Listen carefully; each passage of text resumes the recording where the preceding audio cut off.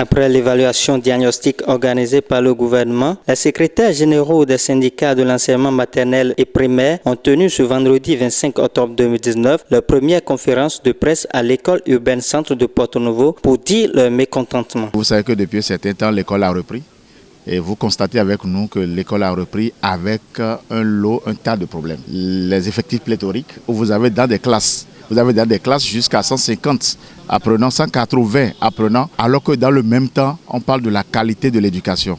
Nous nous demandons qu'est-ce qu'un enseignant peut faire en face de 180 apprenants. Deuxième chose, la pénurie. Vous avez pour une école de 6 classes, vous avez 2 enseignants, vous avez même un enseignant sur les 6.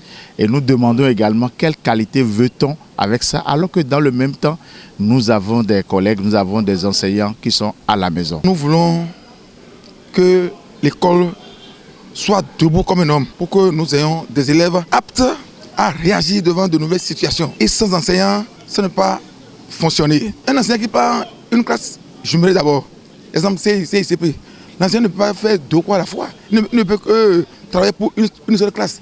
Et les autres classes seront lésées. Donc nous souhaitons que le gouvernement béninois, surtout notre ministère, prenne en charge nos revendications pour que vive l'école. Au terme de cette conférence, quelques déclarations et revendications ont été faites. Les secrétaires généraux des syndicats du ministère des enseignements maternels et primaires ont procédé à l'analyse de la situation peu reluisante, voire scrabreuse, que traverse l'école béninoise, caractérisée par 1. Les effectifs pléthoriques, 2.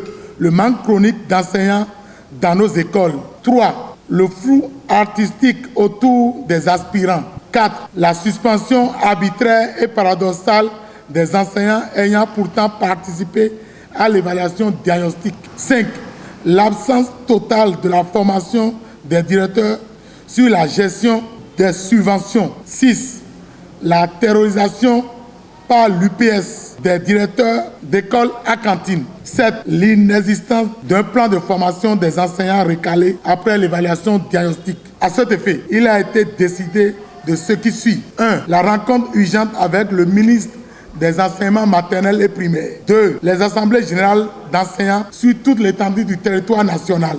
Les secrétaires généraux du ministère des enseignements maternels et primaires demandent aux enseignants de la maternelle et du primaire de se tenir prêts à toute éventualité, quoi que cela coûte, et par les voies légales pour réhabiliter l'école béninoise pour le bonheur de nos apprenants. Une bonne éducation vaut mieux qu'un bon héritage.